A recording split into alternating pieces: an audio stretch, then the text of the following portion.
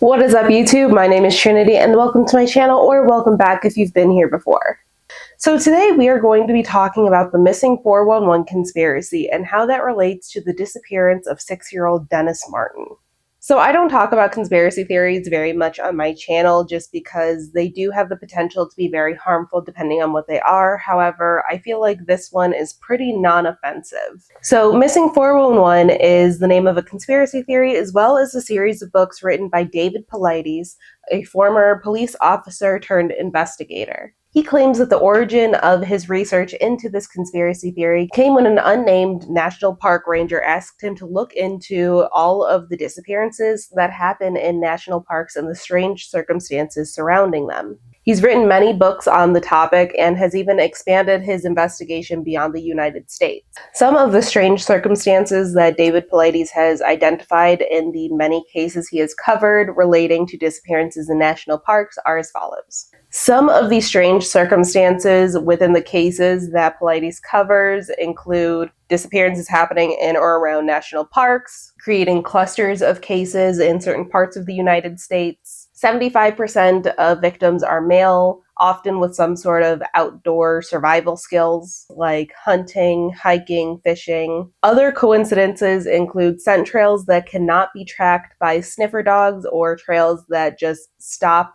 at a certain point randomly and can't be followed anymore. Victims being found in areas that have been previously searched over, sometimes several times, and if the victim is found deceased, they had been deceased for a shorter period of time than they have been missing, still often found in places that have been searched already. If the victims are children, they are often found farther away from the point of their disappearance than can logically have been done on their own. Sometimes talking about a person or inhuman being caring for them while they are lost, not being able to remember that they were even lost. Inclement weather setting in within 24 hours of the search for this person beginning. Victims that have passed from drowning are found near small water sources, some as small as even just puddles. People going missing near locations with the name or nickname of demon or devil. If the person is traveling in a group, they're either the first or the last person in the line of people. Search is generally being given up within 7 to 10 days, and the FBI becoming involved in cases where they are not typically within their jurisdiction. Now, while many of these circumstances sound weird, and trust me, some of these cases are very weird, statistically, when looked at by other researchers, they are not out of the ordinary at all. They fall within expected ranges of people that go missing in national parks. And a lot of people don't understand how easy it is to die in survival situations like that. Like, even if you have experience in the outdoors, if you are not properly prepared for the weather, if you encounter difficult terrain, if you become injured or immobile, if you encounter wildlife you're not expecting, all sorts of things can lead to you who would normally be very capable in the outdoors not being able to survive as well as you thought. Like I said, though, not all of these cases are just David Paulides kind of looking for weird stuff where there isn't. Many of these cases have never been officially solved, and they've become cold cases. Like the case we are going to be talking about today, the disappearance of 6-year-old Dennis Martin. Something that I realized while researching is that it just passed the 56th anniversary of Dennis actually going missing. The Martin family had a tradition of going camping for Father's Day weekend. So in 1969, Bill, his father Clyde, and his 2 young sons, 9-year-old Doug and 6-year-old Dennis, all went camping in the Great Smokies National Park in Tennessee, right on the border of North Carolina. Dennis was your average, energetic little 6-year-old. He was going on 7. When he left for the trip, he was about a week away from turning 7. But he was used to going on these types of trips. He went hiking often with his brother and his father. He was very, energetic and playful, just like any other kid. He did have some sort of learning disability, which made him less verbal, and he was a bit behind in school for others his age, but he was just a happy kid. He idolized his big brother and, just fun-loving. The 4 set out on their camping trip on Friday the 13th. They began their hike at Cades Cove and followed the Anthony Creek Trail to a cabin in Russell Field where they spent the first night. The following day, they continued their hike to Spence Field, where they would meet up with some of Clyde's siblings and their families. Like I said, Dennis and Doug were used to going camping with their father. I assume they were a very outdoorsy family in general, not just on this one weekend a year. So I imagine they knew how to behave when hiking, because this wasn't a very dangerous area, but it did have some hazards. Black bears, bobcats, wild hogs, and copperheads were all in the area, as well as steep hills and ravines. So I'm pretty sure these kids would have been pretty well behaved. So I'm pretty sure they would have been told they have to be on their best behavior because there are all these dangers that could happen. But before this, no problems had ever arisen. Dennis and Doug played with the other children that day, and later in the afternoon, the kids all got together and they decided to play a prank on the adults. All of them went off trail and piled behind a bush all together, intending to scare the adults as they walked by, though Bill saw all of this happening, so he knew where the kids were. And about 5 minutes later, the kids were called back into camp, so I guess their plan was kind of failed. But as all the kids were coming out, Dennis did not appear. So Bill walked over and he looked behind the bush, and Dennis was not there. So, thinking that his son had just wandered off down the trail, he booked it down the trail trying to find him, and he ran 2 miles until he realized, like, there's no way Dennis could have gotten this far.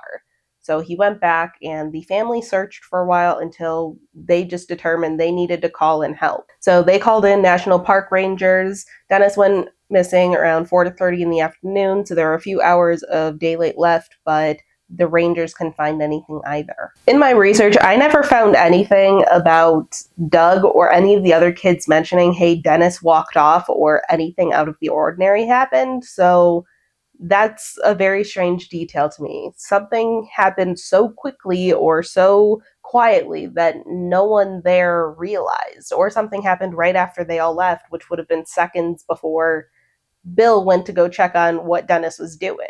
Normally in the summer, there wouldn't have been too much concern, at least, about somebody being left out in the elements, because at least it's warm. You're not going to be worried about them freezing to death or something. But they were in the mountains, so the temperature did drop to about 50 degrees, which isn't good, but then it started downpouring. So if Dennis was out there, he was likely soaking wet, and now temperatures were dropping.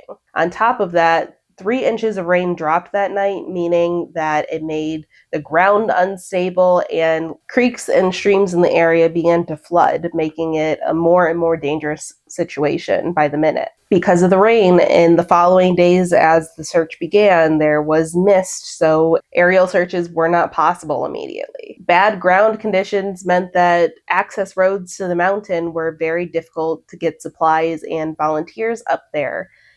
250 volunteers did come in the following day on the 15th, Father's Day, but because of all of these conditions, who knows if the ground was so soft that any tracks might have been just looked over, because everybody was shifting the ground so much. More aid did arrive on Monday, including the Red Cross, as well as helicopters that were lent to the search by a man named Tony Stark, and no, I'm not kidding. Along with the number of civilians that were helping out in the search, which reached, I think, 1,400 by the end of the search. The National Guard was also called in to help, as well as 40 Green Berets that were called in from Fort Bragg to help with the search. The Green Berets arrived on Tuesday the 17th, which also would have been Dennis's 7th birthday, and they were deployed to Eagle Creek, where a set of footprints were found.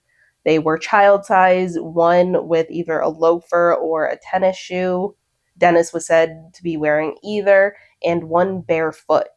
Though Bill said that these footprints looked too big to be Dennis's, so they were attributed to a Boy Scout group that was also helping in the search area, though I'll get into it later why that's a little weird in my opinion.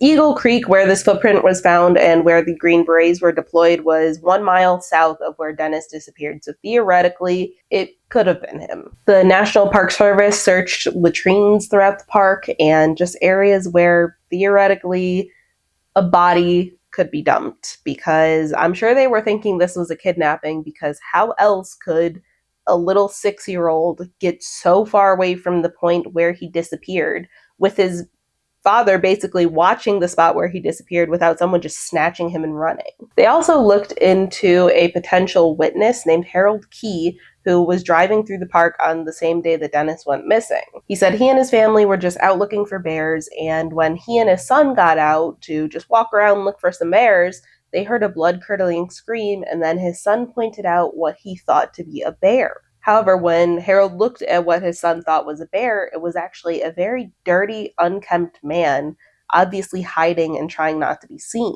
Harold Key did not connect this sighting to the disappearance of Dennis Martin until the following week. He went to the press about it, and then eventually he was interviewed by the FBI. But because they were about 10 miles away from where Dennis disappeared, they didn't think it could have been connected.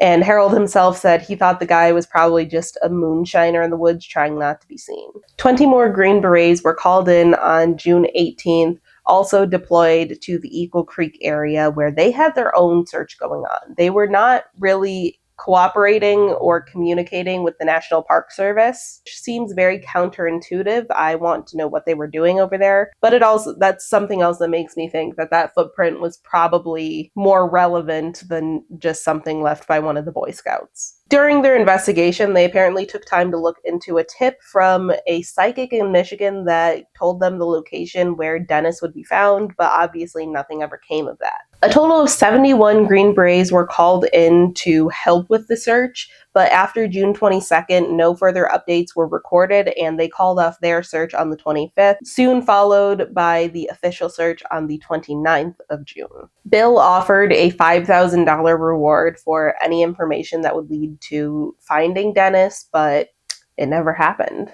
So what did happen? David Paulides rarely gives actual theories as to what he thinks happens. He's more of a just asking questions kind of guy. I will say, though, he is an avid Bigfoot believer, and I feel like in some cases he certainly kind of shows that, especially when he's highlighting certain details and kind of implying that, like, oh, maybe something non-human took this person. In this case, he references an alleged detail that Bill gave him during an interview that has not been able to be corroborated anywhere else. According to Bill Martin, he told David Paulides that Harold had seen what he described as a bear running on two legs across a ridge with something small, about the size of a child, hung over its shoulder. This interview is the only place where this detail is referenced.